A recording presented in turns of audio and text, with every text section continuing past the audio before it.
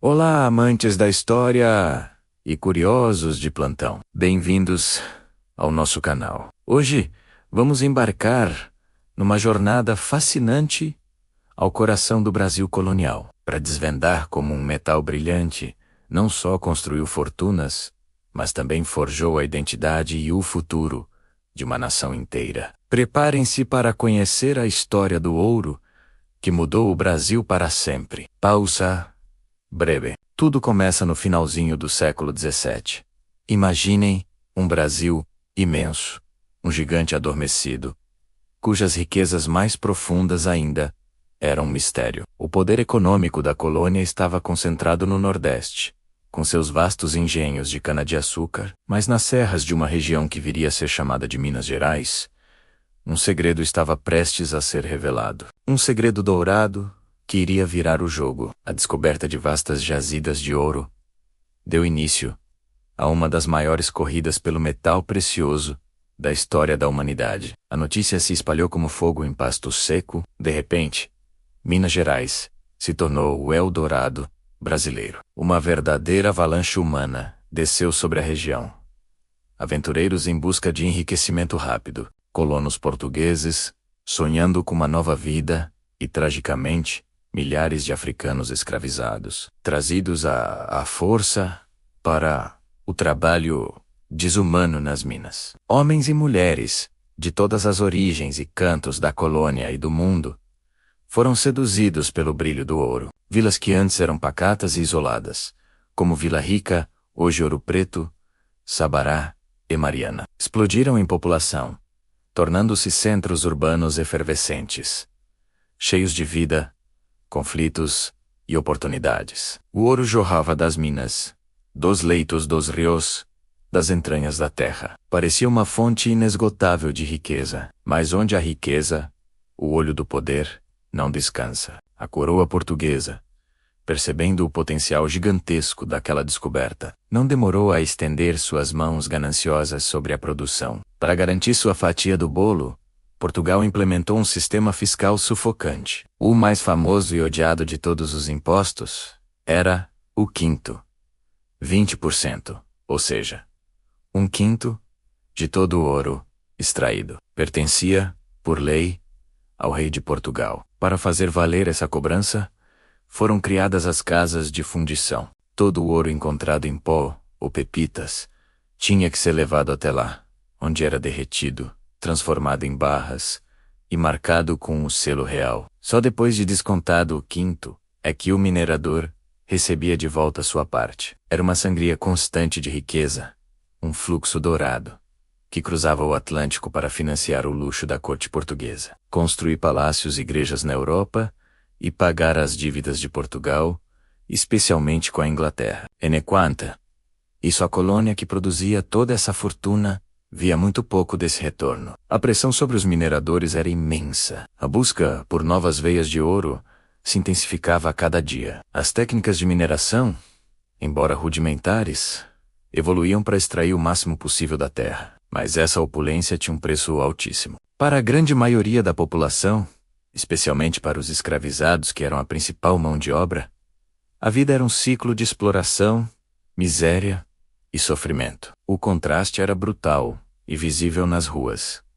De um lado, a suntuosidade das igrejas barrocas, folheadas a ouro do chão ao teto, e os casarões imponentes da elite. Do outro, a realidade dura do trabalho forçado nas minas, a fome e a falta de liberdade. Esse abismo social e a exploração econômica começaram a alimentar um perigoso sentimento de revolta, que borbulhava sob a superfície da sociedade mineira. E foi nesse caldeirão de tensão que as sementes da liberdade começaram a germinar. A elite intelectual de Minas Gerais, formada por poetas, advogados, padres e militares, estava conectada com o que acontecia no mundo. As ideias do iluminismo, que falavam de razão, direitos individuais e questionavam o poder absoluto dos reis, chegavam à colônia. O exemplo da independência dos Estados Unidos, em 1776, mostrava que era possível uma colônia romper com sua metrópole europeia. Inspirados por esses ideais, um grupo se reuniu em segredo. Eles eram os Inconfidentes. Figuras como os poetas Cláudio Manuel da Costa e Tomás Antônio Gonzaga, e o alferes Joaquim José da Silva Xavier, mais conhecido como Tiradentes, conspiravam para libertar o Brasil do domínio português. O lema deles, Libertasque Seratomen, liberdade, ainda que tardia, menos se tornaria um símbolo da luta. O ano era 1789. A coroa portuguesa, insatisfeita com a arrecadação de impostos, que vinha caindo, ameaçou aplicar a derrama, uma cobrança forçada de todos os impostos atrasados, que entraria nas casas das pessoas para confiscar bens até atingir a meta estipulada. Esse seria o estopim para o levante dos Inconfidentes. O plano estava traçado, mas como em tantas outras conspirações, a traição falou mais alto. Joaquim Silvério dos Reis, um dos membros do grupo, denunciou seus companheiros às autoridades em troca do perdão de suas próprias dívidas. A revolta foi sufocada antes mesmo de começar. Os líderes foram presos, julgados e condenados. A maioria foi exilada, mas para Tiradentes, o de menor poder aquisitivo e patente, foi reservada a pena mais severa, para que servisse de exemplo. Ele foi enforcado e esquartejado em praça pública no Rio de Janeiro. Um fim trágico, mas que transformou Tiradentes em mártir e acendeu uma chama de independência que nunca mais se apagaria. Apesar do fracasso militar, a Inconfidência Mineira deixou um legado imortal. Ela foi a primeira grande manifestação organizada com um claro objetivo de tornar o Brasil uma nação independente. Mas o ouro, o pivô de toda essa história, também cumpriu outro papel fundamental. Com o passar das décadas, as minas começaram a se esgotar, mas o estrago, Urru Amudan,